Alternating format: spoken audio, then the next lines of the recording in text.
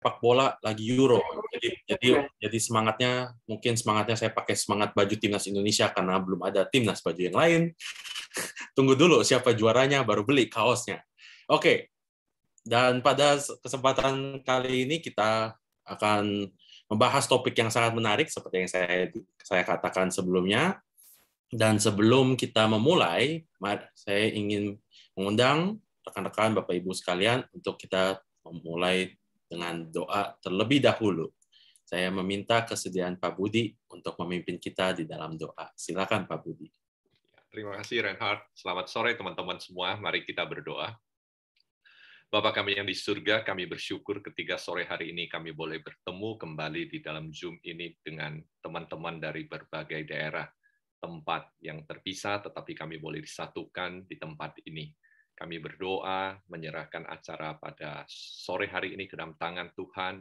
Kami menyerahkan Angga, menyerahkan Henok, juga Reinhard yang melayani bersama-sama, dan juga kami semua di tempat ini boleh saling berdiskusi, boleh saling memperkaya pandangan kami di dalam memperkaya kehidupan kami sebagai anak-anak-Mu Tuhan. Kami menyerahkan acara ini dari awal sampai akhir ke dalam tangan Tuhan, kiranya Engkau berotoritas, dan kiranya Tuhan juga memberikan connection yang baik satu dengan yang lain di dalam mengikuti sepanjang acara ini. Terima kasih Tuhan, di dalam tangan Tuhan Yesus kami pertaruhkan seluruh rangkaian acara ini. Di dalam Tuhan Yesus kami berdoa. Amin. Ya, amin. Terima kasih kepada Pak Budi. Dan Bapak Ibu sekalian, ya sekali lagi hari ini saya ingin menunjukkan topik kita pada hari ini adalah Augustine and Desire, Rethinking Eros. Oke, dibawakan langsung oleh narasumber Angga Avila, salah satu Gay Talk team members. Ya, jadi Angga Avila sudah terkenal dengan membawakan topik Augustine-nya karena dia suka merasa Augustine itu adalah opanya sendiri. Dia udah rasanya ini udah kayak opa gue sendiri gitu ya.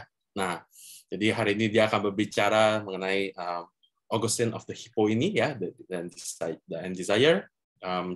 Saya rasa kita nggak perlu bertunggu lama-lama lagi. Mungkin sebelum kita memulai, ya ada beberapa peraturan dasar yang ingin saya sampaikan, yaitu ya kita akan mendengar materi terlebih dahulu dari Angga, kira-kira kurang lebih selama 30 menit. Lalu sesudah materi dibawakan akan ditanggapi hari ini oleh Bro Henok Sharon hari ini, ya kira-kira akan ditanggapi kira-kira antara 10 sampai 15 menit. Sesudah itu, barulah kita akan open untuk kepada rekan-rekan Bapak Ibu sekalian untuk bertanya. Dan supaya memeriahkan suasana lebih seru lagi, langsung saja ditanyakan, ya langsung saja buka mic-nya, buka videonya, langsung kita bisa langsung ditanyakan, berdiskusi kepada kepada narasumber ataupun juga kepada penanggap, ya. Jadi saya mengencourage untuk kita semua berpartisipasi ketika nanti kita buka untuk semuanya. Oke, without further ado, langsung saja Bro Angga, silakan mempresentasikan topik pada hari ini. Here we go. Thank you, Ray. Gue share screen dulu ya. Oke. Udah muncul? Ya, muncul. Suara gue jelas ya? Jelas banget. Thank you sebelumnya untuk rekan-rekan semua yang udah hadir di sesi Geto kita hari ini. Ya, hari ini kita bahas sebuah tema, judulnya Saint Augustine and Desire, Rethinking Eros. Agustin dan hasrat atau keinginan. Memikirkan ulang Eros. Mungkin disclaimer ya, saya juga hari ini lebih banyak membagikan mungkin dari yang saya tentang Agustinus karena memang saya tertarik dengan pemikiran-pemikiran Agustinus. Lalu kemarin kebetulan karena kita punya rangkaian acara G-Talk, kita mau bahas soal apa kemarin judulnya? Kita akan bahas beberapa ke depannya kita mau bahas tentang gender, sexuality, dan desire. Maka saya diminta untuk membagikan sedikit bagaimana sih kita melihat pandangan Agustinus dan desire. Jadi hari ini mungkin kalau dibilang narasumber nggak juga, saya hanya sebagai membagikan sedikit bahan ya, karena harapannya hari ini kita bisa diskusi dan harapan nanti ada teman-teman semua, rekan-rekan, nggak hanya penanggap, bisa ikut berpartisipasi di diskusi hari ini. Nah, harapan saya melalui diskusi kita pada hari ini, kita bisa lihat bahwa aspek erotik ini penting di dalam kehidupan kita, khususnya di dalam kegiatan belajar mengajar. Struktur presentasi yang akan saya bawakan hari ini kurang lebih akan seperti ini. Jadi pertama-tama kita melihat hubungan love dan juga Saint Augustine. Ini saya ambil dari, saya hanya akan lewat sekilas saja ya, dari pemikiran Hannah Arendt. Melihat ke teks asli Agustinus dan coba melihat bagaimana Agustinus memandang seksualitas, hubungan seks. Lalu kita berhenti sebentar untuk melihat yang biasa kita kontraskan ya di dalam kekristenan, hubungan antara eros dan agape. Lalu saya ingin mengajak kita bersama-sama untuk memikirkan dan melihat ulang mengenai eros, agape, dan charity. Charity ini nanti kita lihat konsep kasih, konsep love-nya Agustinus. Ini saya banyak pakai sumber dari pemikirannya Jean-Luc Marion. Nah, setelah itu saya akan coba proposalkan cinta sebagai posibilitas atas ketidakmungkinan, dan kita melihat bagaimana aplikasinya di dalam kehidupan, di dalam edukasi khususnya ya. Kenapa Agustinus kalau ngomong desire, ngomong seksualitas? Mungkin pertama-tama ini ada sebuah kutipan terkenal dari The Confessions.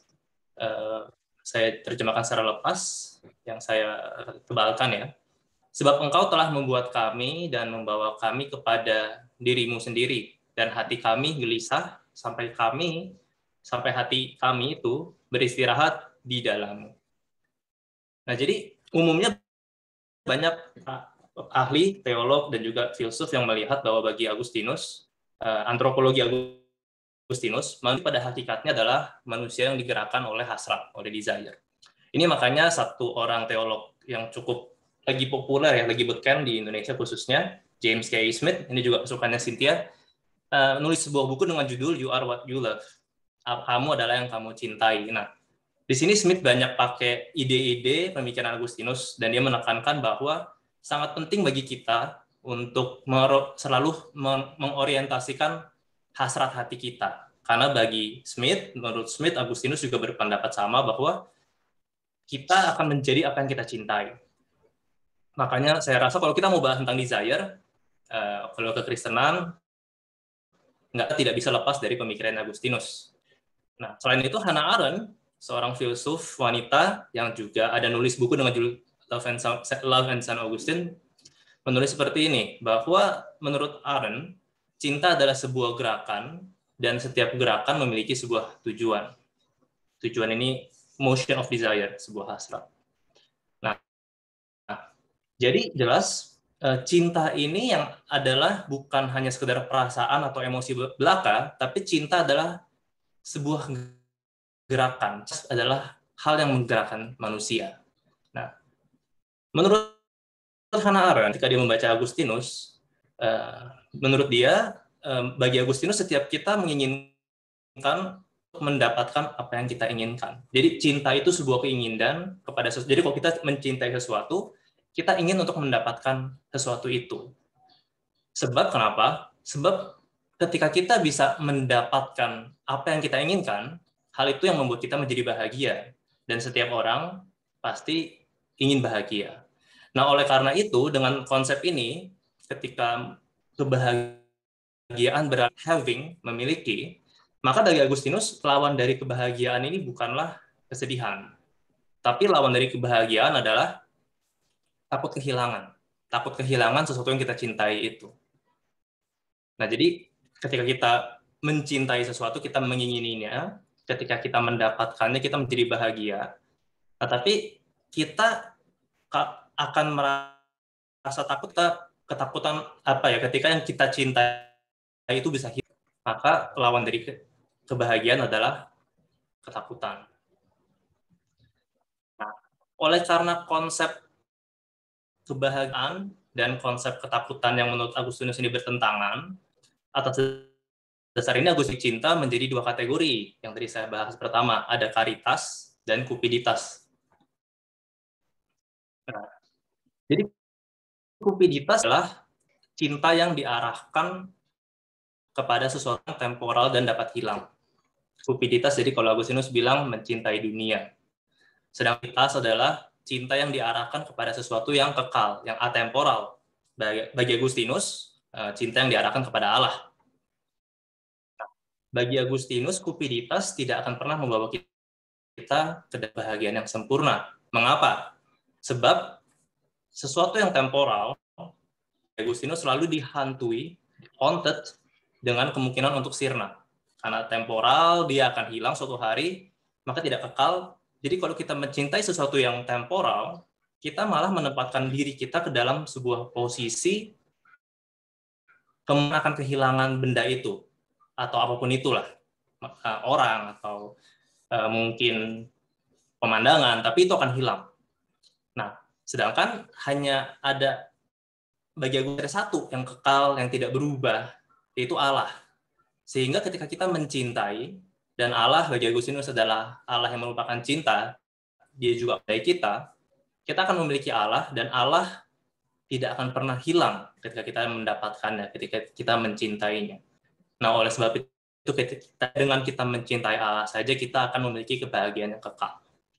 Nah, itulah sebabnya bagi Agustinus, ini saya tuliskan ada use, ada enjoy. Bagi Agustinus, ketika kita bagaimana kita boleh mencintai dunia itu tidak dinikmati. Semua yang bukan Allah itu hanya boleh dipakai untuk kita bisa menikmati Allah melaluinya. Karena yang boleh dinikmati hanya Allah seorang. Nah, ini jadi cukup umum, makanya salah satunya kan yang sering terkenal, tujuan hidup orang Kristen memuliakan Allah dan mati Allah seorang. Ini salah satu akar pemikiran saya rasa dari sini, bahwa hanya Allah yang bisa dinikmati, yang lain hanya boleh dipakai. Kembali, Agustinus bukan pemikir yang sistematik ya, dia bukan teolog sistematik, ada beberapa pemikirannya, ada paradoks, dan juga berubah tergantung dengan kapan dia menulisnya. Pemikiran dia terus berubah. Nah, tapi konsep ini memang Hannah menjadi agak problematis di dalam dirinya sendiri. Mengapa? Ada 3 hal yang bisa kita renungkan. Kalau yang boleh dinikmati hanya Allah, jadi yang pertama, jadi kita bisa mencintai diri kita dan sama nggak selain Allah gitu.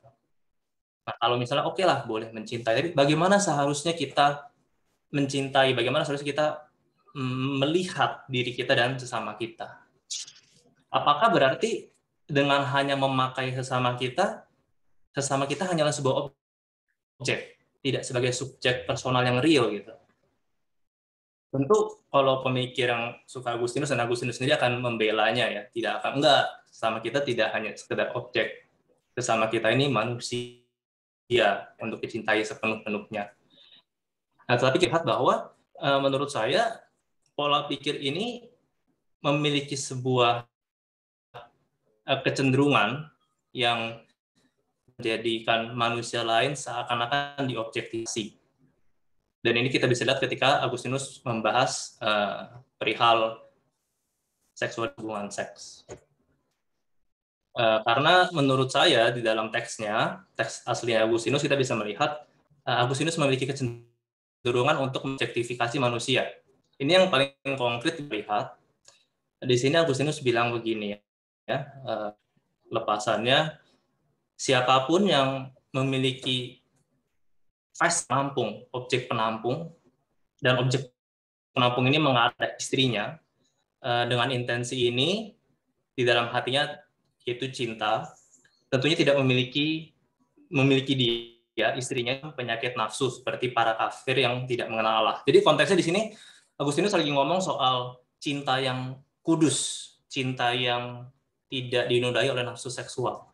Nah, cuman yang saya mau highlight di sini, yang mau saya tekankan bahwa kita bisa lihat kata yang dipakai itu vessel. Jadi istri itu wanita seakan-akan hanya sebagai objek yang akan membawa anak.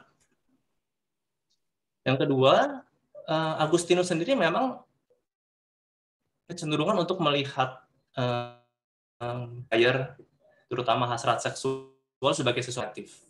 Sebab bagi Agustinus, hasrat seksual membuat kita gagal untuk menggunakan pasangan kita untuk menikmati Tuhan. Sebab dengan adanya hasrat seksual, berdasarkan pengalaman Agustinus, di dalam hubungan seksual kita menikmati pasangan kita, menikmati seks itu sendiri. Karena Agustinus ini punya pemikiran bahwa pada dasarnya hubungan seks itu memiliki peran fungsional, yakni untuk reproduksi saja. Jadi di sini kita bisa lihat, menurut Agustinus, sebelum manusia jatuh di dalam dosa, bahwa alat kelamin manusia itu, terutama untuk Adam, bisa dikontrol sesuai dengan will, tidak sesuai dengan lust. Jadi tidak ada pergerakan perubahan-perubahan aktivitas yang dipengaruhi oleh hasrat. Tapi ada kontrolnya karena belum ada dosa. Nah, tetapi setelah jatuh dalam dosa, sekarang Adam dihantui, haunted dengan dorongan hasrat seksual, dan Agustinus menganggap ini sebagai hal yang negatif. Oleh karena itu, di dalam pemikirannya, saya rasa terlihat secara implisit Agustinus berpendapat tidak ada masalah bagi pria untuk memiliki banyak pasangan. Yang penting hubungan seksual yang dilakukan tidak dinodai hasrat seksual, tetapi murni hanya dipergunakan sebagai proses prokreasi. Nah, tetapi di sini Agustinus bilang wanita tidak boleh punya banyak pasangan sebab tidak menambah produktivitas. Kan kalau 9 bulan sudah selesai. Sedangkan kalau laki-laki semakin banyak istri bisa berprokreasi semakin gitu.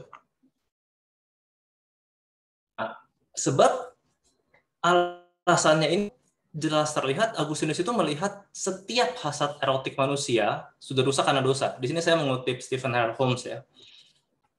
Dan baginya setiap aktivitas seksual yang tidak bertujuan untuk prokreasi adalah sebuah aktivitas yang berdosa. Bahkan kalaupun aktivitas seksual itu kan di dalam sebuah hubungan pernikahan. Makanya untuk setahu saya ya, terakhir saya belum update lagi, cuman di agama Katolik kan makanya di Katolik tidak mengizinkan pemakaian kontrasepsi karena memang ada arah seks itu untuk prokreasi. Nah, kita harus memahami bahwa pemikiran-pemikiran ini tercipta karena Agustinus memiliki pergumulan dan konteksnya sendiri.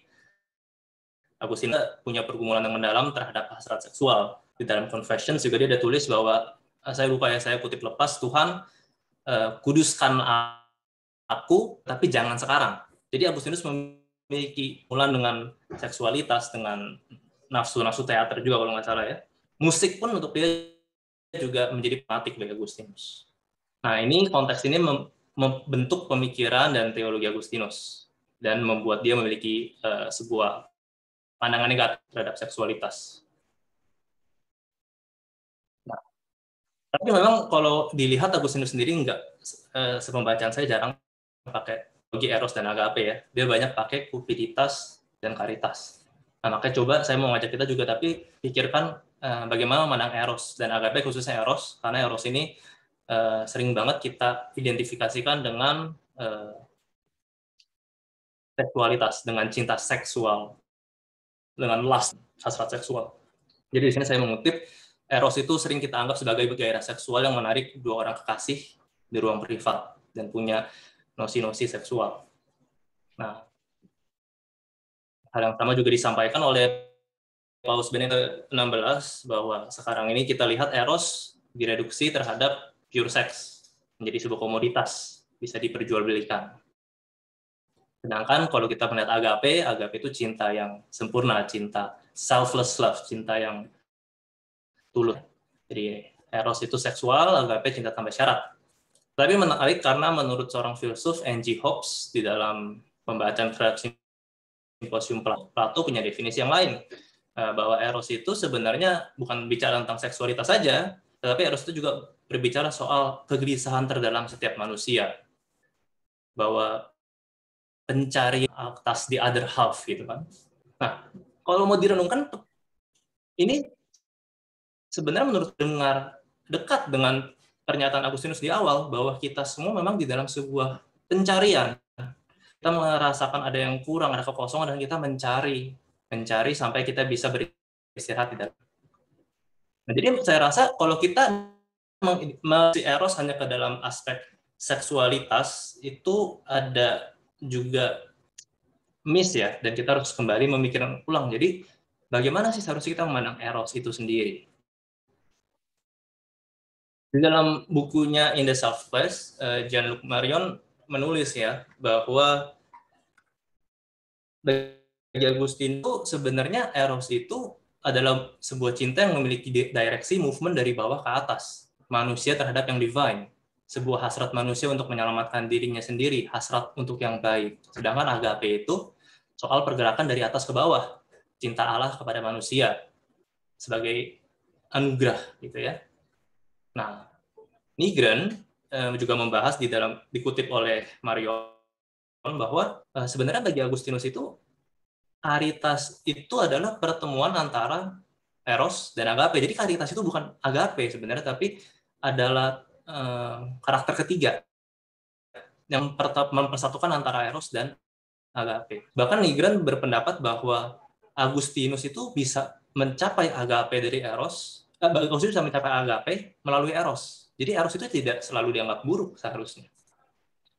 Hal yang sama juga diutarakan oleh Paus Benedictus XVI bahwa eros itu harusnya membawa kita ke dalam sebuah ekstasi kepada yang kudus, kepada yang divine. Ada sebuah purification, pengudusan, dan penyembuhan, healing. Oleh sebab itu, Marion melihat bahwa caritas itu adalah jalan ketiga yang mempersatukan seakan-akan ya antara eros dan agape. Lalu Marion juga mengingatkan kita, sekalipun Agustinus membedakan antara caritas dan cupiditas, tetapi sebenarnya baik caritas dan cupiditas itu adalah cinta yang sama. Ini bukan persoalan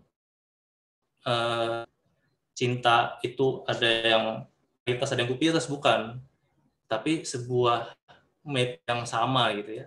Sebuah dua model yang berbeda atas cinta yang sama, tidak paralel, jadi tidak bisa bertemu, tidak bertolakan, tapi ya cinta yang sama itu sendiri. Maka seharusnya kita ketika melihat cinta, apakah itu eros agape, cupiditas dan caritas, itu tidak bisa dipisahkan. Cinta itu adalah sesuatu yang utuh, dan cinta ini sesuatu yang tidak boleh kita coba tidak bisa bukan tidak boleh ya, tapi tidak dikonstruksi, karena cinta itu sesuatu yang utuh gitu. Jadi kita lihat bahwa tadi kita lihat hidup itu kita mencari kebahagiaan, memiliki juga kemungkinan akan ketakutan kalau kita kehilangan yang kita ingini.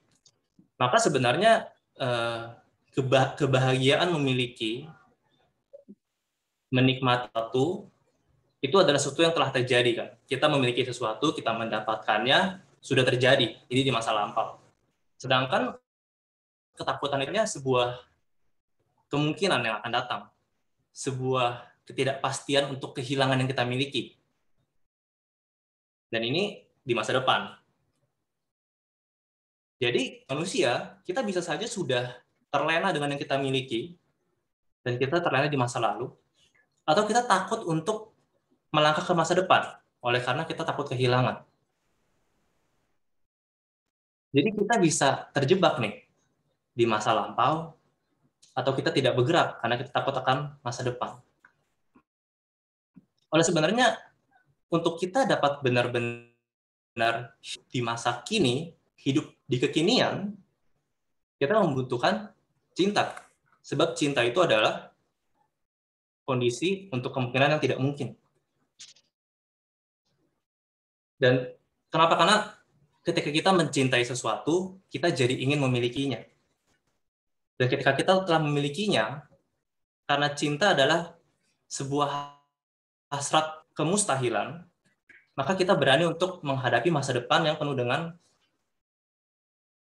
yang tidak pasti, yang penuh dengan sesuatu yang mustahil. Cinta memungkinkan kita untuk memiliki kemungkinan atas kebahagiaan dan hasrat atas tidak mungkin, dan membuat kita dapat merengkuh masa depan yang penuh dengan ketidakpastian. Maka hanya dengan memiliki cinta, kita dapat hidup di kekinian. Cinta yang seperti ini tidak bisa dipisah-pisahkan. Cinta sendiri harus memiliki aspek erotik. Karena aspek erotik itulah yang nantinya akan menggerakkan kita. Nah, kesalahannya, menurut Marion di dalam kehidupan, pakai contoh filosofi, tapi saya rasa hal yang sama terjadi di dunia edukasi. Kita seringkali mereduksi cinta di dalam kehidupan sehari-hari juga ya. Kita mengkuantifikasikan cinta. Ini saya nggak bisa terjemahkan, harus pakai bahasa Inggrisnya. Kita seperti kita make war, make deal, dan kita mengkuantifikasinya. Kita memilih make love dengan partner yang mana, berapa harga yang harus saya bayar untuk bisa make love, keuntungan yang saya dapat, berapa lama saya making love. Terlebih seringkali keseharian kehidupan belajar mengajar, mungkin kehidupan kita sehari-hari, Marion konteksnya berfilosofi, kita membuang aspek cinta di dalamnya. Kita menolak keutuhan cinta, kita memisah-misahkan kan agape, eros, cupiditas, caritas. Kita menolak rasionalitas cinta karena terkadang dianggap tidak rasional. Dan kita menolak bahwa cinta itu sebenarnya aspek yang paling penting dalam kehidupan manusia. Sebabnya, umumnya saya rasa kita melihat proses belajar mengajar di kelas itu sebagai sebuah yang rasional. Sebuah untuk mengumpulkan pengetahuan, sebuah aktivitas untuk mengasah skill kita, murid-murid kita untuk masa depan. Kita mempersiapkan mereka agar nantinya mereka punya nilai jual di pasar labor, di labor market masa depan kan. Atau mungkin kita bilang, enggak, kegiatan mengajar itu sebuah mekanisme pembentukan, ya kan? Metode pembentukan personalitas. Tapi itu kan terkadang kita mengerjakannya seperti sebuah mekanisme aja. Mekanisme untuk membentuk murid menjadi manusia yang baik atas kriteria tertentu agar dia bisa diterima oleh masyarakat. Akhirnya gimana? Akhirnya murid-murid menghadiri kelas, mendapatkan pengetahuan atas objek yang dipelajari, tapi mereka nggak ngerti. Gitu. Aku sudah mendapat kepastian pengetahuan, ya kan, informasi, kebenaran, objektif, tapi mereka nggak tahu kenapa sih hal ini berarti bagi diriku? Kenapa aku harus belajar? Selain biar nanti aku di masa depan diterima di pasar dagang manusia itu, seperti itu. Nah, maka ketika kita membentuk murid seperti ini, mereka mendapatkan sesuatu. Mungkin mereka senang having the knowledge, kan, memiliki pengetahuan. Bisa jadi mereka merasa ini cukup dan hidup yang sudah lalu, di masa lampau. Dan juga tidak ada alasan buat mereka memiliki kemampuan untuk melangkah ke depan, menghadapi masa depan yang penuh hal-hal yang tidak pasti, karena tidak ada cinta. Nah, menurut Marion kan jadi hanya cinta yang erotik yang merupakan sebuah kondisi yang dapat membukakan horizon posibilitas atau sebuah kemustahilan saja, yang bisa membawa kita bergerak menuju masa depan tidak pasti. Dan Paul Tillich juga melihat bahwa eros itu adalah driving force in all cultural creativity. Jadi eros itu sesuatu yang mendorong kita di dalam kreativitas kultural. Dan mengutip Ninjo bahwa semua aktivitas manusia melukis daya gerak erotik. Prinsip eros adalah partisipatif, berpartisipasi di dalam ciptaan dan di ambiguitas kehidupan. Lebih jauh lagi, jadi cinta itu tidak hanya menggerakkan kita menuju kebenaran, tetapi cinta adalah satu-satunya hal yang membukakan kita ke dalam kebenaran. Jadi kita bisa tahu banyak hal, banyak kebenaran, tetapi tanpa cinta sebenarnya itu bukan kebenaran yang terus. kebenaran yang matters dan penting bagi kita. Kebetulan saya kemarin lagi baca satu buku dan ada satu kutipan yang menarik. Merold Westphal, saya belum masukin ya, karena kemarin saya baru ketemu. Merold Westphal berkata bahwa belajar itu membosankan dan tidak berguna kalau direduksi menjadi sebuah proses mengumpulkan fakta. Hanya ketika fakta-fakta ini dijadikan sebuah kemungkinan, menjadi sebuah posibilitas, maka belajar menjadi sesuatu yang menarik. Maka saya ingin menekankan kita harus mengingat cinta erotik itu penting, karena itu adalah kemungkinan atas ketidakmungkinan mengizinkan setiap kita untuk benar-benar hidup di dalam kekinian. Dan dapat menggerakkan kita untuk menghadapi masa depan yang penuh dengan ketidakpastian. Nah, tentu kita semua setuju bahwa ya kasih yang agape itu penting, bahwa tujuan hidup manusia itu menikmati dan memuliakan Allah. Ini kan menikmati, memuliakan Allah itu tujuan hidup yang pertama bagi manusia. Agustinus kan juga berkata hal yang sama. Kita hanya bisa beristirahat tenang di dalam Allah saja. Tapi setiap kita dan murid-murid kehidupan kita sama seperti Agustinus, kita punya konteks. Konteksnya berbeda. Setiap zaman bergerak, konteksnya berubah. Jadi permasalahan kan gini, ketika kita mengajar matematika, mengajar sejarah, bahasa, pelajaran-pelajaran lain, murid-murid kan nanti jadi bingung. Konteks buku itu gimana aplikasinya untuk menggunakan ini untuk mengasihi dan memuliakan Allah. Saya rasa sebagai pendidik maka kita harus bisa membawa murid-murid melihat sisi estetik dari setiap pelajaran tersebut. Kita membawa murid-murid kita menikmati dan mencintai objek yang sedang mereka pelajari. Sebab menurut saya ketika ada dikotomi ya, mencintai Allah, dikotomi mencintai ini, itu diciptakan oleh Agustinus hanya karena manifestasi dari pengalaman pribadi dalam konteks kehidupannya. Jadi ini karena pergumulan tercipta pemikiran seperti itu. Sebab pada nyatanya Alkitab sendiri seringkali berkata bahwa setiap alam semesta dan isinya menggerakkan kemuliaan Allah. Seluruh ciptaan adalah anugerah yang telah Allah berikan dan layak untuk kita cintai. Jadi saya rasa kita tidak perlu takut dan anti dalam mengajak diri kita dan murid-murid kita untuk boleh mencintai dan menikmati dunia ini yang walaupun temporal. Sebab saya ingin mengutip Baltasar di sini bahwa seluruh itu bisa dipikirkan sebagai sebuah hadiah yang diberikan oleh Bapa kepada anak. Dan Bapa sendiri ingin menyatukan, mengumpulkan seluruhnya, baik langit dan bumi di dalam Sang Anak. Maka kita tidak lagi, yang saya ingin ajak, tidak usah terlalu takut dan kebingungan dengan pemahaman mencintai Allah yang terlalu akar mungkin, yang akhirnya kita takut mengajak anak-anak memiliki hasrat cinta yang eros terhadap apa yang mereka lakukan, terhadap mimpi-mimpi mereka, terhadap keinginan mereka. Iya, itu aja sih. Thank you. Oke, baik. Thank you, Bro Angga sudah.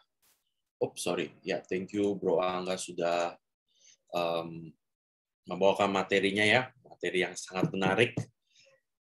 Dan langsung saja, saya tahu nih kayaknya udah beberapa dari teman-teman rekan-rekan semua udah pengen bertanya, tapi sebelum kita mendengar pertanyaan dari teman-teman rekan-rekan semua, saya ingin mengundang Bro Henok untuk memberikan tanggapannya. Are you there? Alright. Okay, thank you very much, Reinhard, and thank you, Angga, for the presentation. Ya, so tanggapan saya simpel banget sih. Pertama saya mau membahas sedikit tentang konteks daripada Agustinus. Agustinus itu jujur aja dia memiliki hidup yang menarik, sangat menarik, ya kan ya Angga? Atau mungkin Angga nih bisa mau jelasin sedikit tentang histori daripada Agustinus. Soalnya kan ini kan emang bapak angkatnya Angga. Silahkan Angga. Hah? Konteks gimana? Sorry. Maksudnya gimana? Pendek aja tentang kehidupan daripada dia. Ya kehidupannya dia kan dulu lahir dari keluarga yang bapaknya orang pagan, ibunya Monica Kristen taat. Sepanjang Agustinus disuruh jadi Kristen nggak mau. Ada sama dia juga sebenarnya, dia juga expert. Tapi anyway, Agustinus sempat jadi semasa muda dia punya satu gundik selir yang mereka berhubungan seksual sampai akhirnya dia punya anak. Tapi nantinya intinya ketika dia lebih dewasa mau jadi lebih bertobat lah, akhirnya dia harus, tapi waktu itu konteksnya juga karena istri mamanya nggak mau ya dia sama pasangan yang ini, ada aspek juga dia ingin dinikahkan dengan cewek yang punya apa ya derajat sosial ya, itu kan penting. Jadi dia ceraikan, dan ketika bukan cerai ya, diputusin lah, berpisah. Nah, itu dia merasa kehilangan separuh hidupnya. Nah, cuman sepanjang kehidupannya setelah dia sudah nggak sama gundiknya ini pun, dia memang punya aktivitas seksual lain dengan cewek lain, walaupun Agustinus konteksnya selalu eksklusif ya, tidak punya banyak pasangan, tapi satu, tapi dia selalu jatuh dalam dosa seksual. Bahkan nantinya ketika dia sudah bertobat jadi Bishop of Hippo pun, dia di dalam Confessiones, dia tak bergumul. Dia melihat hasrat dorongan seksual yang kita miliki. Untuk dia itu kayak membuat dia merasa sangat berdosa, membuat dia merasa sangat tidak layak lah untuk berhubungan dengan Allah. Mungkin ini konteks yang penting juga. Oke, thank you very much, Angga. Now, setelah dijelaskan oleh Angga dengan konteks tadi itu, Agustinus memiliki kehidupan yang sebenarnya kalau kita lihat itu sangat kompleks ya. Dan kalau kita melihat daripada pandangan daripada yang dia berikan, daripada karya-karya yang dia tulis, daripada confession segala macam itu, kita bisa melihat bahwa dosa yang paling digumulkan oleh Agustinus itu justru dosa-dosa yang bersangkutan dengan hal-hal yang nature-nya itu seksual, atau yang nature-nya itu menyangkut hubungan yang kecintaan antara orang lain.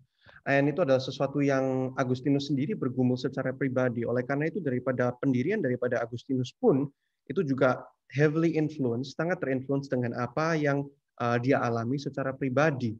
Terutama tentang dosa-dosa seksual, dia itu justru kalau saya ngelihatnya itu pandangan daripada Agustinus itu justru reflect ekstrim melawan pengalaman yang telah dia alami. Karena justru dia melihat pengalaman yang dia sudah mengalami, apa yang dia telah alami, pengalaman daripada hidup dia dengan dosa-dosa seksual dan juga dengan hubungan-hubungan seksual yang telah dia lakukan. Setelah dia bertobat pun dia mengambil sisi ekstrim daripada sisi yang lain. Bahkan kalau sampai saya lihat pun, ini kasarannya saya bisa bilang bahwa to some extent dia juga mengambil stance yang dia ambil, di mana dia melihat bahwa wanita sebagai vessel itu pun juga sebagai suatu tentangan antara dengan dosa yang telah dia gumulkan itu, daripada dosa seksual yang telah dia gumulkan itu. Makanya mungkin dia sendiri ada sebuah prejudice terhadap wanita dari sudut pandang daripada dia. Jadi yang saya mau katakan tentang konteks daripada Agustinus itu, sebelum kita melihat pandangannya itu kita harus berusaha lebih mengerti sedikit tentang konteks, dan telah dijelaskan oleh tadi dari Bro Angga ya. Tetapi juga selain daripada itu, yang saya ingin omongkan itu justru menyangkut dengan definisi daripada cinta yang dikatakan oleh Angga tadi di presentasi, terutama daripada definisi eros. Ini jujur aja waktu itu saya melihat, saya dengar bahwa Angga akan mengatakan tentang eros dan juga tentang Agustinus, saya langsung mikirnya itu ke filosofi daripada orang Yunani. Dan kok itu langsung dipakai tadi di slide-nya sama Angga, pakai Aristophanes tentang definisinya daripada eros ya. Karena kalau kita melihat daripada kenyataan realita daripada apa yang ada sekarang di dunia gereja, di pada komunitas Kristen, di komunitas orang-orang yang sudah percaya dengan Tuhan, konotasi daripada kata eros itu sangat buruk. Konotasi daripada kata eros itu justru bukan suatu keinginan, suatu kegairahan untuk mengisi sesuatu lubang atau suatu keperluan di dalam diri mereka, seperti yang sudah didefinisikan tadi oleh Aristophanes, tetapi itu adalah seperti istilah bahasa Indonesianya, kasarannya kalau saya bilang maaf ya, berahi. Sebuah keinginan seksual yang mengingini orang lain. Padahal kalau kita melihat daripada konteks, daripada development dari kata eros itu bukan itu definisinya. Dan kita terkadang kala lupa terhadap itu. Tadi sudah dijelaskan dengan baik ya oleh Bro Angga, makanya saya akan cepat saja. Yang justru kita harus patut untuk melihat itu bukan cinta di mana kita memberi sekat-sekat. Maksud saya sekat-sekat itu dalam tanda kutip, cinta kita memisahkan antara cinta agape, kasih agape daripada top down love tadi yang diberikan oleh Tuhan kepada kita, atau cinta eros di mana kita melihat dari down to up, dari bawah ke atas, di mana kita melihat sesuatu yang kita ingini, sesuatu yang kita desire dengan segala bahasa Indonesianya apa ya kalau saya pakai, segala keinginan kita, keinginan hati daripada kita. Bahkan kalau misalnya kita memakai definisi daripada Aristophanes yang tadi, itu kita bisa melihat bahwa semua aspek daripada yang kita lakukan secara dengan passion, maupun itu mengajar, maupun itu panggilan hidup daripada kita, bukan hanya cinta daripada hubungan kepribadian antara orang satu dengan orang yang lain, itu memiliki elemen daripada kegairahan daripada eros ini. Justru kalau kita memiliki daripada kegairahan daripada eros ini, kita to some extent kita diberikan mandat oleh Tuhan, kita diberikan kemampuan untuk memiliki hal ini, justru karena ini untuk membantu kita melihat Tuhan dengan segala kebesarannya Dia. Kita nggak bisa melihatnya itu hanya dalam sudut pandang terbatas, di mana kita melihat, cuma dari satu lensa, tapi justru berhenti dulu, kita melihat ke belakang, lihat gambaran besarnya sebisa mungkin.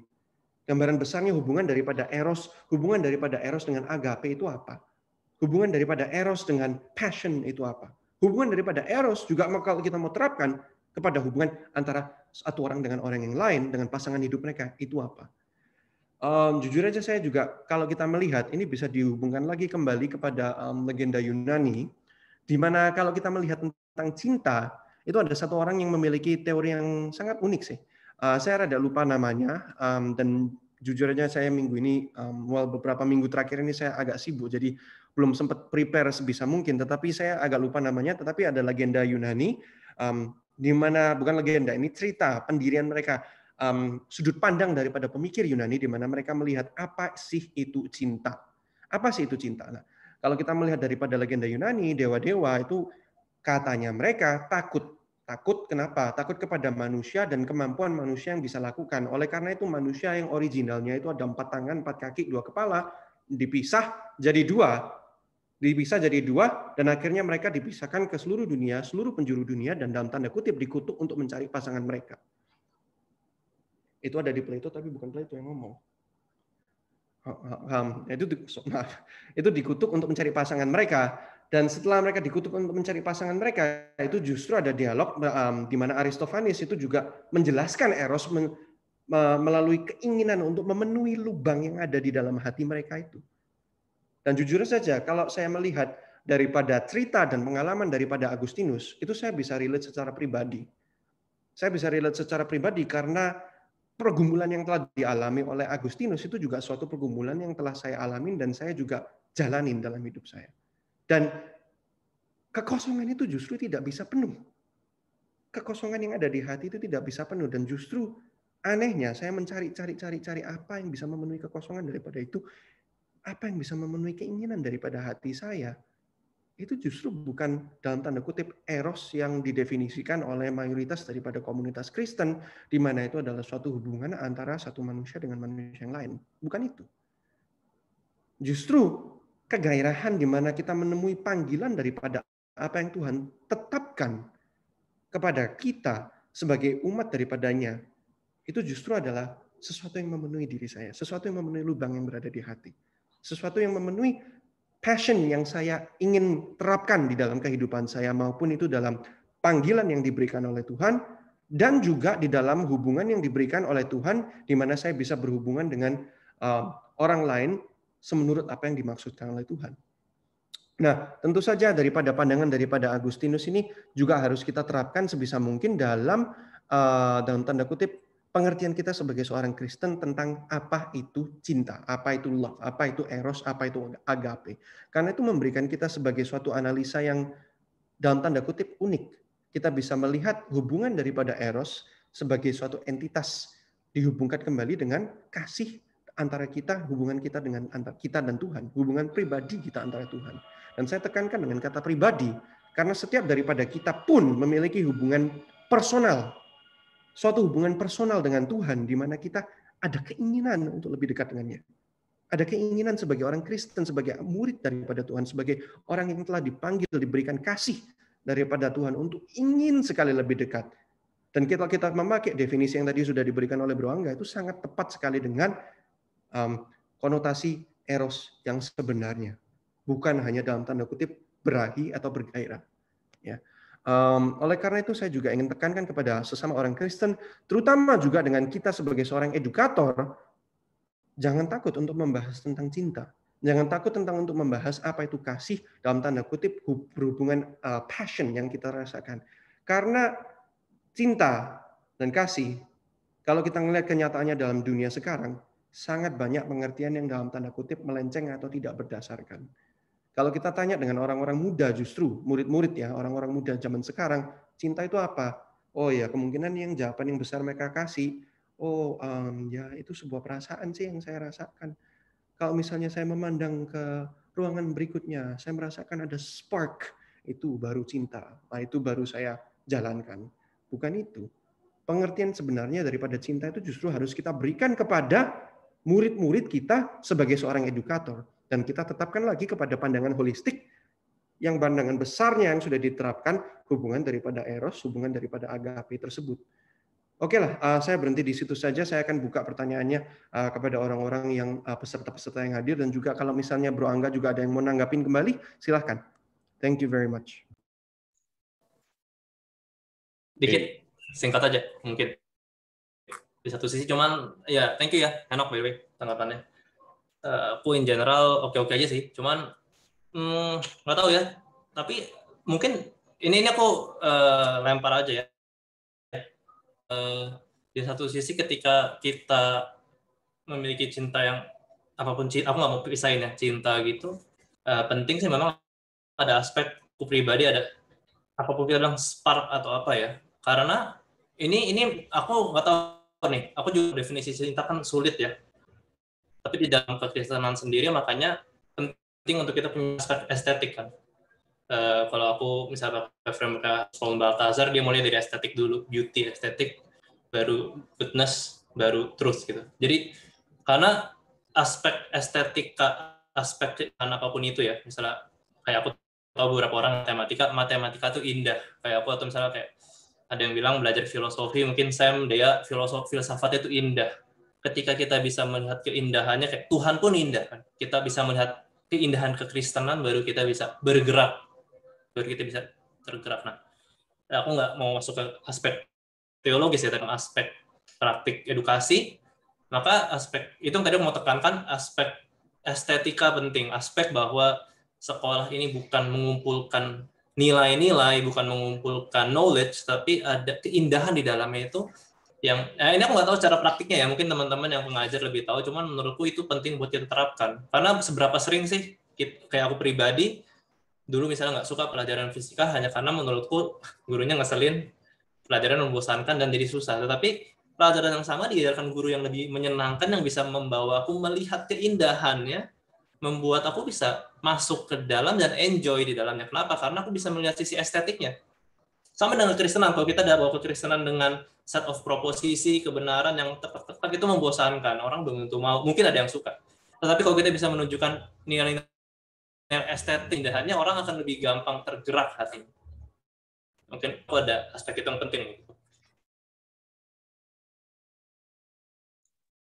Oke, thank you Bro Angga dan juga Bro Henok tadi juga sudah menyampaikan ya tanggapannya. Oke, rekan-rekan Bapak Ibu sekalian, langsung saja jika ada yang mau bertanya, boleh raise hand terlebih dahulu biar bisa saya tangkap, dan langsung aja buka mic, buka kameranya, langsung aja bertanya, silakan.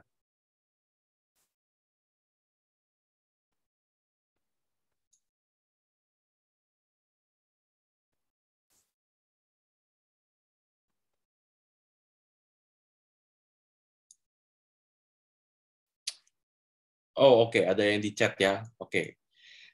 Dari Pak Romi. Oke, saya bacakan ya. Ada istilah menarik, pendidikan hasrat. Pertanyaannya, apakah hasrat itu bisa dididik? Mengutip Bourdieu, disebut habitus. Apakah dia dalam kondisi proses atau sudah ajak? Ajak artinya apa ya? Apa ini ajak nih?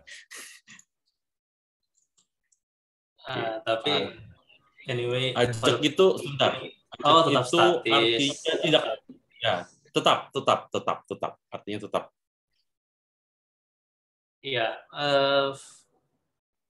Ini kalau misalnya aku pakai pemikiran James K. Smith ya, orang evangelical reform juga, dia melihat ya itu ya dia menurutku itu bahwa penting untuk kita terus mengorientasi hati, hasrat, desire ya kan mainnya. Bagaimana caranya kalau liturgi, ada beberapa opsi ya, misalnya liturgical ya, kalau si Smith melihatnya dengan liturgi, bahwa seluruh kehidupan kita itu liturgi, misalnya kayak sosial media itu sebuah liturgi yang membentuk, mendidik hasrat kita. Kita pergi ke mall, budaya yang ada, film, lagu, itu bentuk mengarahkan hati kita kemana. Itu kan kalau pakai konsep liturgi, makanya bagi dia penting buat kita juga membentuk formasi counter liturgi, misalnya dengan ya apapun itu, bisa dengan film juga yang punya, karena kan sebenarnya banyak film-film belakangan, karena aku banyak baca Balthazar, dia aesthetical, aku baca komentar orang terhadap dia, ditunjukin ada loh film-film yang bikin orang Katolik, orang Kristen, nggak secara spesifik bilang ini Kristen ya, cuman di dalam filmnya ada sebuah ada nilai-nilai Kristofani ya, ada nilai-nilai pengorbanan Kristus, nilai-nilai Trinitarian di dalamnya, dan itu sebenarnya kalau kita menyaksikan tanpa sadar, hasrat kita diubahkan, cara kita memandang itu digerakkan dan diubahkan. Jadi ya kalau pendidikan hasrat, aku rasa Agustinus juga setuju ya dengan konsep habitus ya, seingatku Anti-Red juga ada buku yang sama tuh, After You Believe juga, konsepnya bagaimana kita mengubah habit kita ya, dia bilang ada second nature, aku lupa ya bacanya, kayak second nature, jadi bagaimana kita menjadikan nilai-nilai Injil, nilai-nilai kekristenan menjadi second nature kita, agar kita nggak usah mikir, bahkan kita langsung otomatis hidup sesuai dengan mungkin hasrat Kristiani seperti itu. Dan mungkin makanya kita baca Alkitab, itu kan juga pentingnya dalam formatif habit kita. Oke, thank you Bro Angga untuk jawabannya, dan ya Pak Romi, semoga itu bisa menjawab. Oke, Bapak Ibu sekalian, teman-teman rekan-rekan, ada yang mau pertanyaan berikutnya? Silakan.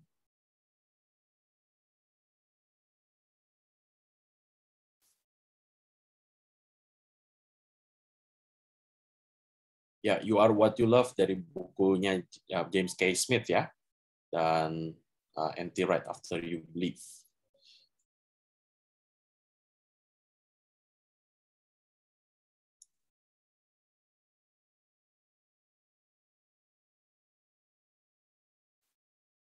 Oke, langsung saja rekan-rekan semuanya, kalau mau bertanya langsung.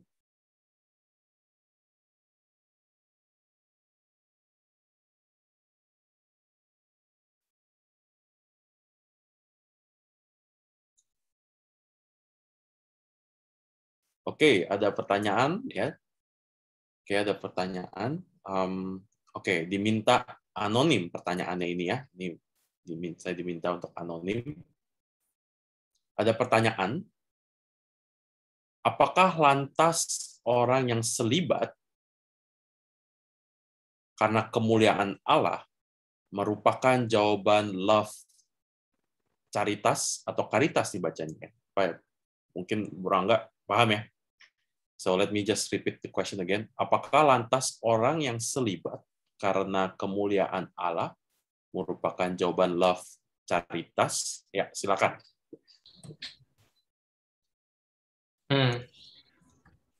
Pembacaanku mungkin bisa dikoreksi ya, misalnya dia seingatku agak memang makanya main menekankan ascetism ya, makanya kan dia akhirnya nggak selibat, dia bahkan sempat bikin ordo gitu sama teman-temannya, mereka berapa orang tinggal di dalam gunung atau gimana gitu ya, terus berkomitmen untuk, tapi waktu itu konteksnya dia menghabiskan waktu buat berfilsafat, jadi dia bilang karena kalau kita punya pasangan nanti waktunya kemakan, jadi nggak bisa banyak waktu untuk berfilsafat ya, kalau nggak salah gitu ya. Ya, tapi aku makanya kalau aku sendiri Agustinus, aku suka, aku admire Apong kan, tapi di sini aku mau agak mengkritisi ya bahwa itu ada tendensinya jadi objectifying ya.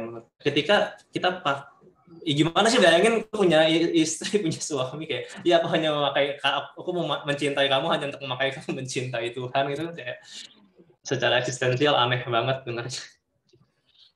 Tapi ya memang dalam konteks itu selibat itu salah satu jalan, karena kembali Agustinus memandang seksualitas itu buruk. Ini udah mending ya, dia kan dari Manikeanisme. Kalau Manikeanisme hubungan seks itu semua jelek, evil. Nah kalau dia kan enggak, itu sebenarnya baik untuk prokreasi, tetapi karena ini itu aja udah lebih mending lah dibanding pas dia Manike. Tapi ya kalau dalam konteks kita punya pemahaman dia, betul, selibat untuk memuliakan Allah. Tapi kan kalau aku mau pakai ayat Alkitab, masalahnya ada tuh di ayat Kejadian kan, kita diajak untuk berprokreasi. Bagaimana sebenarnya tension dalam menjawab itu kan?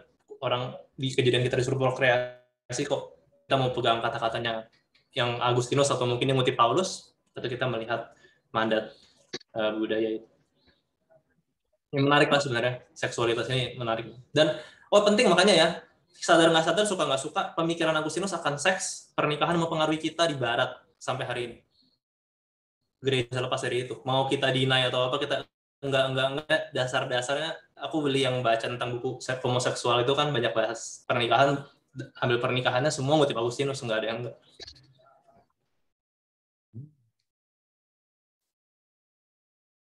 Oke.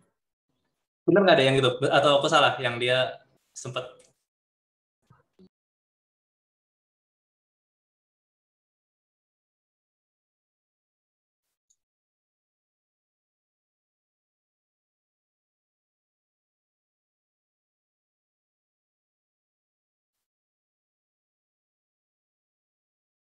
Oh, mungkin sebelum ada yang resen, cuma sebelum itu mungkin dari Kak Amadea mau menanggapi tadi tadi Angga memberikan kesempatan, mau menanggapi? Oke, thank you Bung Angga, pemaparannya ini menarik ya. Dan ini aku bisa bilang kalau ini mengklarifikasi pandangan gereja ya, terutama untuk pandangan orang Kristen terhadap eros. Dan emang sih kalau di City of God ya, Agustinus itu kan benar-benar ngomongin soal cinta ya. Dan kalau gimana kalau gini, sebenarnya kalau yang desire sama Agustinus itu memang base-nya desire, cuma arahnya orientasinya beda. Karena kan di dalam City of God, Civitate Dei, itu kan Agustinus mengkritik cintanya orang Roma, cintanya orang pagan terhadap pride, terhadap ego, terhadap power. Kalau kita artinya sekarang mungkin money, power, glory kali ya. Dan salah satunya adalah tentang seksualitas mungkin ya. Karena Agustinus juga bilang di City of God kalau orang Roma, dan merujuk juga orang Yunani sih, secara seksual itu terlalu tanda kutip sembrono. Jadi itu juga memengaruhi pandangannya Agustinus ya soal di dalam asketismenya ya, karena waktu dia masuk biara dan jadi tanda kutip masuk ke dalam pandangan asketisme, dia benar-benar menjauhkan diri dari perempuan. Bahkan sama adiknya sendiri Agustinus gak mau ketemu. Namanya tuh kan Perpetua ya kalau nggak salah adiknya Agustinus itu. Jadi sama sesama Perpetua sama sesama biarawan yang perempuan, bahkan adiknya sendiri itu nggak mau. Jadi udah gimana ya? Benar-benar kehidupan Agustinus itu memengaruhi cara pandangnya dia dan cara berpikirnya dia, termasuk soal hasrat ini. Makanya pemikiran Agustinus kan kalau aku sendiri sih ngertinya dia ya agak sinis ya sama persoalan ini ya, maksudnya soal ya kalau misalnya mau dibilang eros ya, soal eros tuh dia sinis gitu. Ya, dan kalau misalnya masalah marriage, pernikahan, jujur aku juga gak bisa ngomong banyak sih, karena aku belum baca on marriage. Kan ada ya tulisannya Agustinus ya on marriage. Aku belum baca itu, jadi aku juga belum bisa banyak ngomong. Cuma itu sih, soal desire, Agustinus bukan berarti menegasikannya, bukan berarti benar-benar menganggap negatif desire, tapi kita harus periksa kemana arah desire kita. Aku mengartikan gitu sih, Agustinus mengajak kita untuk memperhatikan orientasi desire kita tuh kemana sih. Gitu sih kira-kira kalau dari aku. Terima kasih. Oke, thank you, Kak Madia. Mungkin Bro Angga Thank you. mau menanggapi? Oh iya, setuju. Nggak cuma maksudnya memang ya itu, aku setuju. Cuman itu ketika jadi kan orientasi desire kepada Tuhan tidak pakai konsep memakai gitu. Yang di luar Tuhan itu hanya boleh dicintai tapi dipakai. Ya, kalau ya itu yang menurutku agak untukku pribadi sebenarnya bukannya ada isu atau enggak ya, ada implikasi yang jadi agak sulit aja, kayak objectifying segala macam gitu sih. Tapi ya setuju, karena memang Agustinus antropologinya desire, manusia itu desiring creature. Alright, thank you.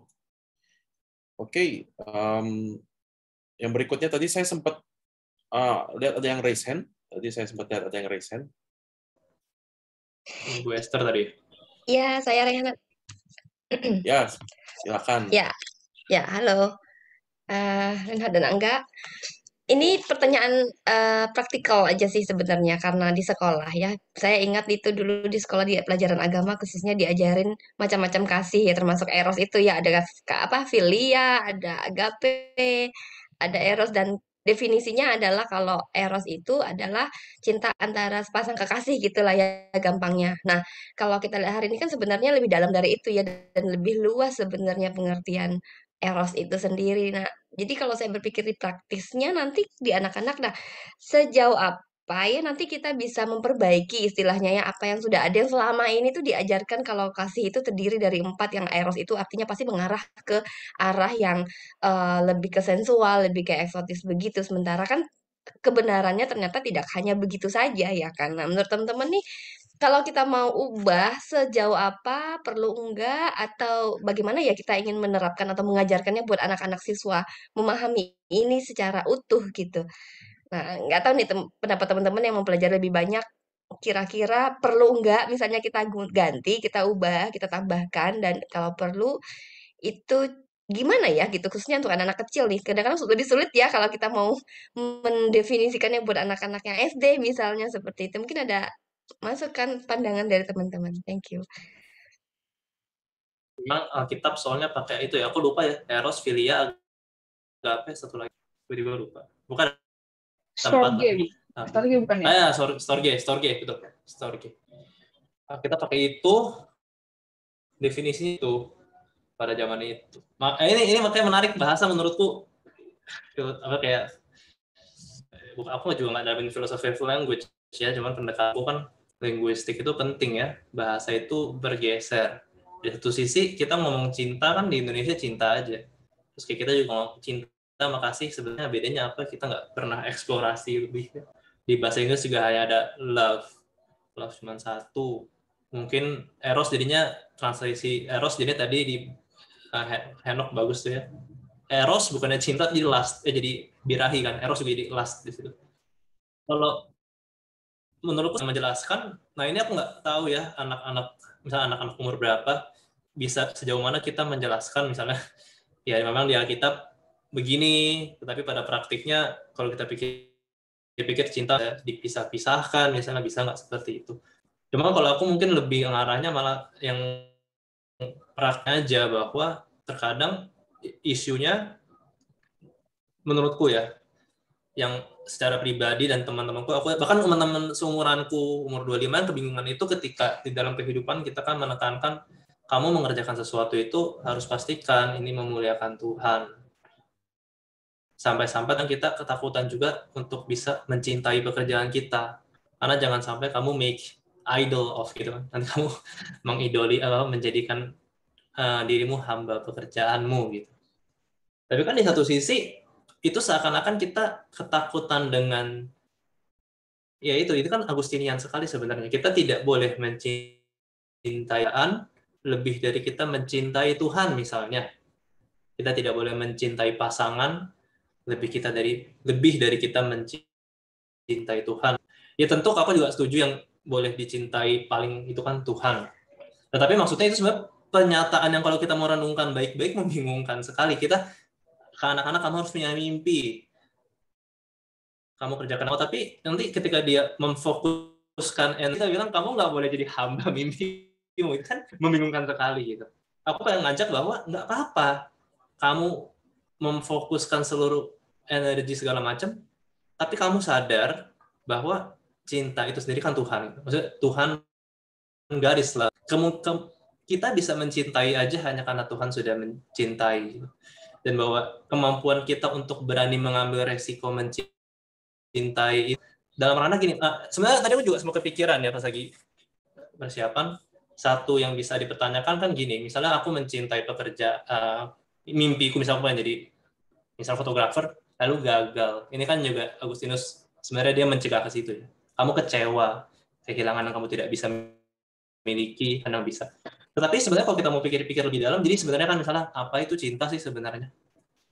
Cinta itu kan kalau Tuhan yang telah mencintai kita, yang memberikan segala-galanya tanpa mengharapkan kembali. Jadi sebenarnya seharusnya kalau aku mencintai karirku sebagai pengen jadi fotografer sepenuh-penuhnya, dan aku cintai ini untuk memuliakan Tuhan, nggak apa-apa aku mencintai pekerjaanku sepenuh-penuhnya, tetapi kalaupun itu hilang, kalau itu benar cinta yang cinta gitu ya, aku pakai misalnya erot, ini sebenarnya konsep dari Jean-Luc Marion juga sih aku ngambil ya. Namanya cinta itu ya udah, kalaupun kamu tidak mendapatkan apa-apa dari hasil itu, kamu harusnya nggak kecewa. Karena satu hal yang kamu sudah kan adalah kamu sudah mencintai. Ya aku ngomong ekstrim ya, apapun itu. Karir, benda, pekerjaan. Nah, dan yang penting cinta kan tidak menyakiti. Jadi kalau misalnya kamu mencintai uang sampai kamu menyakiti orang sekitarmu, nah itu questionable juga. Kok bisa? Yang namanya cinta harusnya tidak begitu. Cinta itu self-giving. Ya, itu sih. Aku tadi juga sempat. Jadi kalau untuk membagi sulit ya, semua ngomong begitu, kita tiba-tiba di sekolah ngomong enggak eros ini, nanti di gereja dia dimaki-maki, nggak ada kayak gitu eros ya harus saya juga memang. Tetapi kalau secara praktik yang jadi permasalahan, aku lebih praktisnya, aku melihat jangan-jangan juga akhirnya anak-anak takut bermimpi, takut kalau ngerjain itu bisa jadi excuse kan. Kayak kan aku tidak misalnya dalam relasi excuse untuk komitmen, aku tidak mencintai kamu lebih dari mencintai Tuhan, atau ya memang ini alasan aja, misalnya itu kan juga bisa terjadi. Oke, kompleks baik. ya, aku juga nggak tahu jawabannya. Oke, baik, menarik ya kalau untuk dalam pendidikan, menarik ya. Oke, apakah Kak Esther mau menambahkan sesuatu lagi? Cukup ya. Oke, baik. Oke, ada pertanyaan anon nih, Bung Angga ada pertanyaan lagi nih, anon. Wah, ini nyambung nih sebenarnya nih. Bagaimana menjelaskan ke anak-anak, ke teman-teman, jatuh cinta itu datangnya dari mana? Wah, ini menarik nih. Silakan. Jatuh cinta, naksir gitu ya. Jatuh cinta keras. Ya, ini aku juga. Ini mungkin dinyambungin dengan eros juga nih ya. Iya, mungkin ya. Memang kan eros itu ya susah ya jawabnya. Cuman yang jelas kita kekosongan hati, manusia itu di dalam frame kekristenan gitu ya. Kita mencari sesuatu yang mengisi kekosongan dalam hati, Tuhan. Tapi di satu sisi di dalam kehidupan kita berusaha mengisi ini framework yang tradisional kan, kamu berusaha ngisi dengan apa yang ada di depan kamu. Jadi ada posibilitas jatuh cinta mungkin begitu. Tapi kan kadang gini ya, menurutku aku sih percaya gini, kita mencintai sesuatu itu, mencintai itu kalau kita melihat ada keindahan. Dan keindahan ini sifatnya akan berbeda-beda ya. Menurutku setiap orang melihat itu ada unsur subjektivitas di situ. Jadi kan kita ngelihat orang aku suka, aku tak belum tentu orang lain lihat orang ini cinta, cuma kan berarti ada aspek estetik di situ. Jadi sesuatu yang indah akan membuat kita tertarik dan bergerak, itu aspek eros gitu. Tapi misalnya apa yang bikin indah? Ya jawaban kan ciptaan Allah. Seluruh ciptaan itu anugerah Allah. Jadi memang seharusnya kita tapi sebenarnya jadi sesuatu yang sangat deeply spiritual dan perlu kita renungkan gitu. Bisa nggak sih kita menikmati Tuhan itu di dalam ciptaan sehari-hari dengan ya sederhana, hal-hal kecil kita nikmati, hal-hal kecil membuat kita tertakjub-takjub gitu. Karena kita melihat keindahan karya Tuhan di dalamnya misalnya. Kadang-kadang kayak gue pribadi, orang yang susah, misalnya ngelihat langit biru, ada orang bisa senang ya, wah langitnya biru ya. Gue bukan orang yang bisa begitu. Terkadang itu kan harus diasah. Makanya pendekatan gue, karena teologi yang gue baca kan Balthazar Katolik ya, di Katolikan sendiri kan mereka menekan estetik, unsur gereja itu harus, keindahan itu penting, seni. Itu kan yang kita tidak dilatih. Jadi kepekaan kita terhadap keindahan itu menurut gue dilatih ya. Kita bisa appreciate lukisan kalau kita juga mau. Kayak pertama-tama dulu aku minum kopi, nggak ngerti kan minumnya kopi instan apa hitam. Nah, terus lama-lama belajar, berusaha pikir kok kopi itu ada yang asam, ada yang manis, ada yang ini. Nah, ini kan juga sesuatu yang kita latih kepekaannya. Nah, ini dalam kehidupan kita bisa ya aspek yang penting ya menurutku di dalam menjadi sebuah manusia. Pendidikan itu penting untuk, jadi sebenarnya kelas musik, kelas seni itu nggak membosankan seharusnya. Tidak hanya maksa anak-anak gambar, anak-anak main musik, enggak, tetapi sebenarnya di situ kita berusaha mengajak anak-anak misalnya mendidik, melihat ini penting. Memang ini nggak ada nilai, makanya kembali kan penting untuk menekankan sekolah itu bukan memberikan dia nilai, mempersiapkan dia dijual nanti. Sebenarnya kan kita mau anak-anak dijual di pasar dagang. Sebenarnya kan nggak begitu, tapi menjadikan mereka ya manusia yang bukan cuma baik secara norma sosial, tapi manusia yang unik ya itu. Nah ya, appreciation of beauty itu kan penting banget sebenarnya. Dan gue sebagai pengalaman pribadi merasa itu pas sekolah tidak mendapatkan itu dengan baik, akhirnya kayak bisa nggak ngerti apa nggak ngerti gitu. Ya, kalau bicara keindahan, mungkin apa yang dulu kita kecil nggak anggap indah, sekarang kita bisa anggap indah begitu ya, betul ya? Exactly. Ya. Kalau gue bisa ngomong bahkan kayak ekstrim ya, kematian indah misalnya. In extent gitu, kalau bisa dinikmati. Ini ekstrim ya. Terus kayak banyak kok hal-hal yang kayak keindahan itu selalu ada, hanya kita bisa melihatnya. Imperfection itu indah. Kayak gue kan gue suka foto, gue suka lensa-lensa yang kuno karena ketidaksempurnaan itu yang bikin indah. Terlalu sempurna jadi membosankan, bisa jadi begitu. Oke.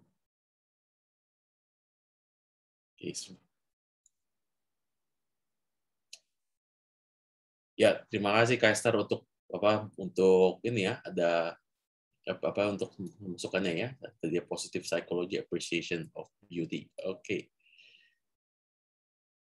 Oke, wah langsung pertanyaan dari Bu Jessica. Wah, ini pertanyaannya udah mantap guys. Iya, susah nih. Langsung, siap-siap ya. Oke. Apakah konsep cintanya Agustinus bisa dikatakan agak bermasalah dalam teori etika karena menganggap orang lain hanya sebagai sarana untuk dirinya sendiri menuju Allah? Sedangkan salah satu prinsip etika adalah menjunjung martabat manusia dan tujuan tindakan moral adalah manusia itu sendiri, bukan sebagai sarana. Wah, ini masuknya ke etika nih ya. Oke. Mulai langsung saja. Kalau jadi aku kan ngambil satu. Jadi kalau baca bukunya Love and Saint Augustine Hannah Arendt, dia ada bagi dua bagian. Ini kan aku ambil dari bagian pertama. Memang dia tuliskan ini problem. Aku lupa di bagian kedua dia ngomong apa ya. Mungkin malah Cici sudah baca ya. Tapi memang sekilas kalau aku cuma ngambil bagian ini aja ya. Kembali Agustinus kan dia nggak sistematis, kadang-kadang ada aporia di situ tulisannya. Kalau ngambil dari bagian ini aja, aku juga ngeliatnya begitu. Ada seakan-akan bermasalah ya. Aku juga ngeliatnya ada tendensi mengobjektifikasi, makanya aku bilang manusia itu tidak ditreat sebagai the holy other manusia, tapi hanya sebagai objek sarana kita. Tapi seingatku di bukunya Hannah Arendt ngejelasin di bagian 2 bahwa soal mengasihi sesama dia ada kasih penjelasan lain, dan memang di situ kayak kesannya ada nggak sinkron gitu. Karena kembali Agustinus nulis itu menurutku tidak serta-merta mau bikin sistematik yang terlalu baik, dia lebih sebagai seorang teolog dan filsuf dia lebih hanya menanggapi ya metodenya, makanya dia banyak dibentuk menanggapi, misalnya menanggapi Pelagius kontra Manikea, kontra Donatis, kalau Agustinus ke situ. Gitu sih Cijas. Mungkin Cijas malah ada masukan nggak sih? Agustinus ada sudut pandang lain yang menyelesaikan polemik ini gitu.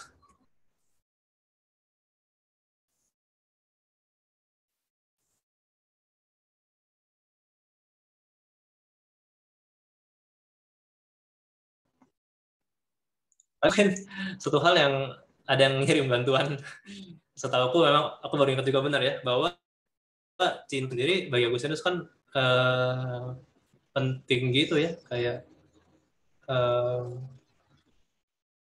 di dalam membaca Alkitab misalnya, karena bagi Agustinus God is love, jadi misalnya, jadi cinta itu jadi dasar yang sangat penting di dalam seluruh pembentukan konstruksi teologinya Agustinus termasuk gitu ya.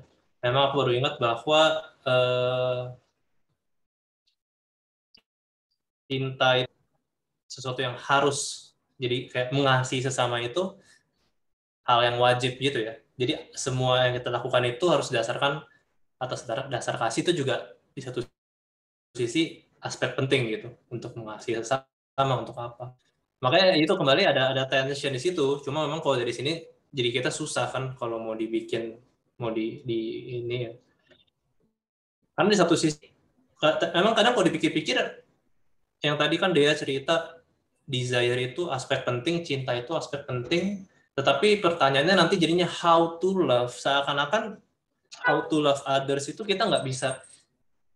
Agustinus pokoknya memang menjadikan apapun selain Tuhan sebagai end gitu. Maksudnya aku bisa mencintai pasanganku dengan benar ketika aku mengarahkan cinta itu ultimately untuk mengarah kepada Kristus gitu ya. Jadi ya.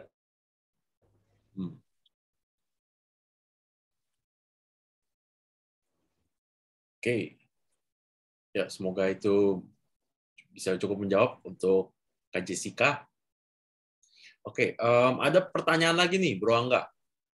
Maybe this is will be the last question ya untuk hari ini. Ini pertanyaannya anonim lagi, ya. Ada pertanyaan begini. Untuk saya, hidup ini berjalan menuju kehilangan dan kekosongan. Dan saya menghayati hal tersebut di dalam perjalanan seumur hidup ini. Walau saya pun tak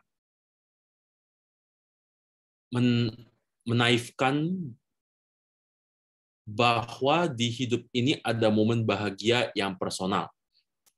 Tapi toh rasa bahagia atas momen itu menguap juga kan, menguap dalam tanda petik. Oleh karena itu, apakah bisa manusia menafsir kehilangan yang adalah realita itu sebagai keindahan juga?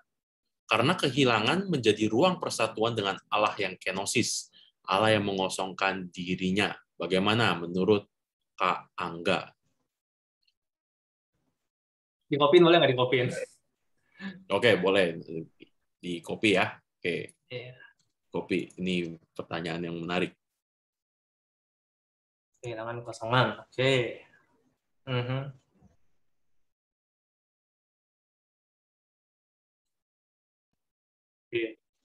Berarti ini asumsi memang bagaimana kalau di dalam, mungkin bahasa bergampang, di dalam worldview-ku tidak ada pengharapan eskatologis. Yang ada hanyalah kosongan. Dan momen-momen kebahagiaan ini tidak pernah kekal, kan? Nanti menguap. Ya, apakah realita itu sebagai keindahan juga? Dan apalagi Allah kita Allah yang kenosis, mengosongkan diri. Ini menarik banget. Pakai kenotik lagi ya.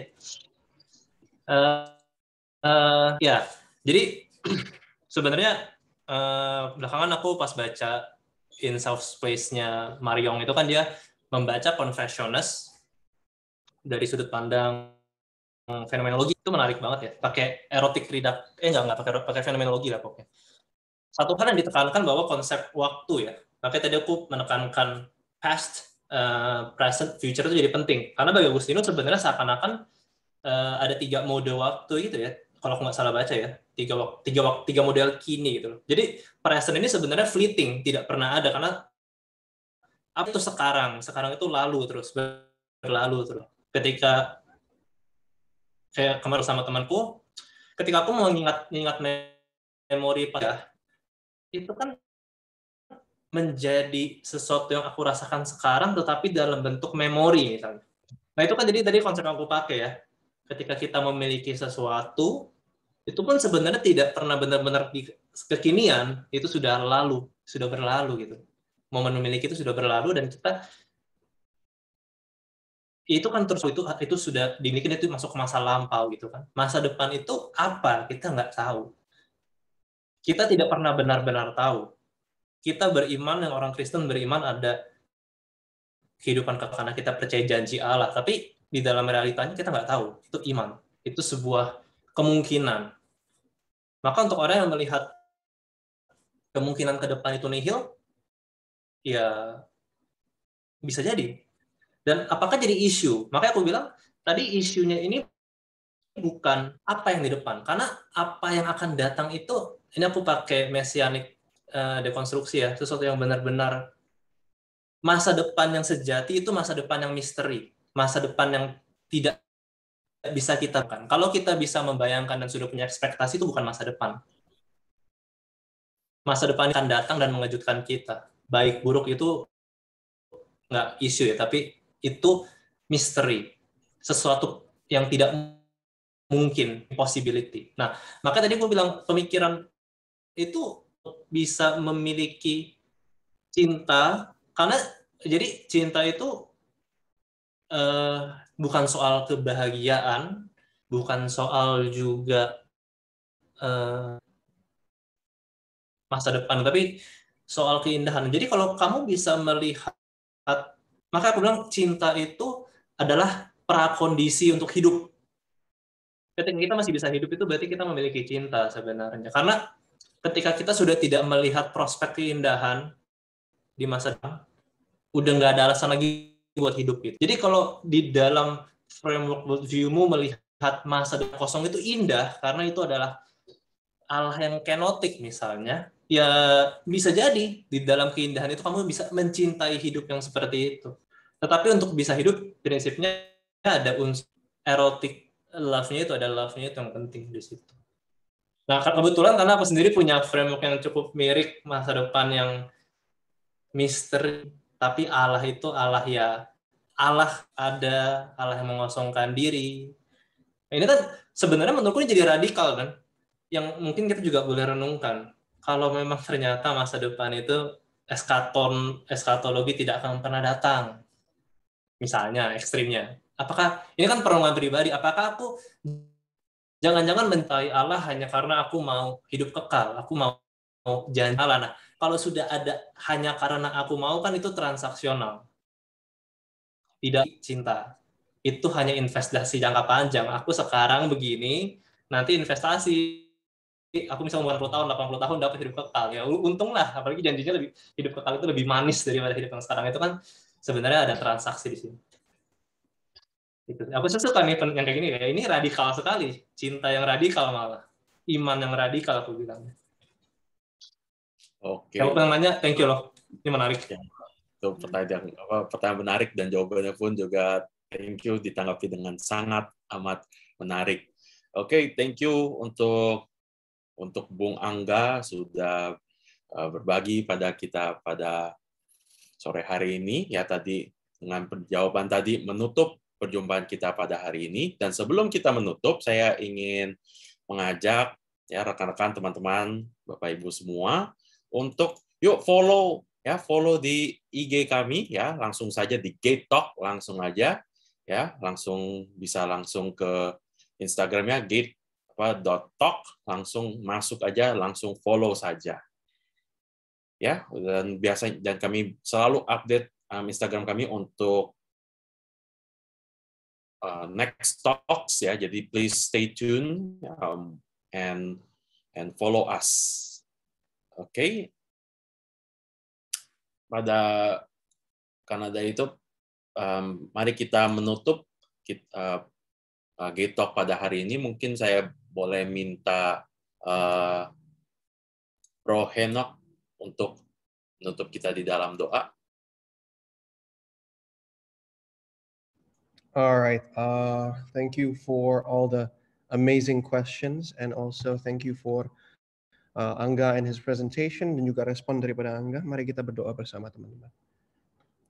Tuhan, pada malam hari ini Tuhan, kami berterima kasih Tuhan atas kesempatan yang telah Engkau berikan kepada kami, di mana kami semua dapat berkumpul di sini Tuhan, di mana kami semua dapat belajar bersama, bertanya-tanya bersama tentang pendirian daripada Agustinus, tentang cinta, tentang kasih, tentang eros, tentang segala sesuatu yang telah diomongkan Tuhan.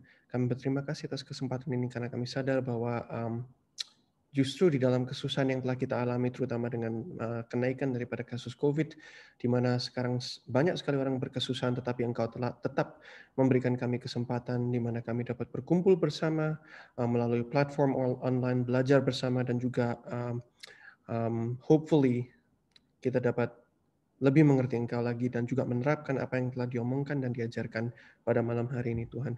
Terima kasih atas kesempatan yang telah Engkau berikan, dan meskipun Engkau telah memberikan kepada kami begitu banyak hal, begitu banyak berkat, tetapi Engkau terus memberikan kepada kami lagi, meskipun kami terasa bahwa kami sebenarnya adalah manusia yang berdosa, yang seharusnya tidak layak Tuhan, tetapi oleh karena kasih anugerah-Mu, oleh karena kebesaran daripada-Mu Tuhan, bahwa Engkau mengizinkan segala sesuatu ini terjadi Tuhan. Terima kasih atas segala yang telah Engkau berikan, dan kami atas namakan doa ini, dan juga pada acara malam hari ini atas nama-Mu Tuhan, kami serahkan segalanya ke dalam tangan-Mu. Dalam nama Tuhan Yesus Kristus kami sudah berdoa. Amin. Amin. Oke, terima kasih. Selamat malam and see you next time.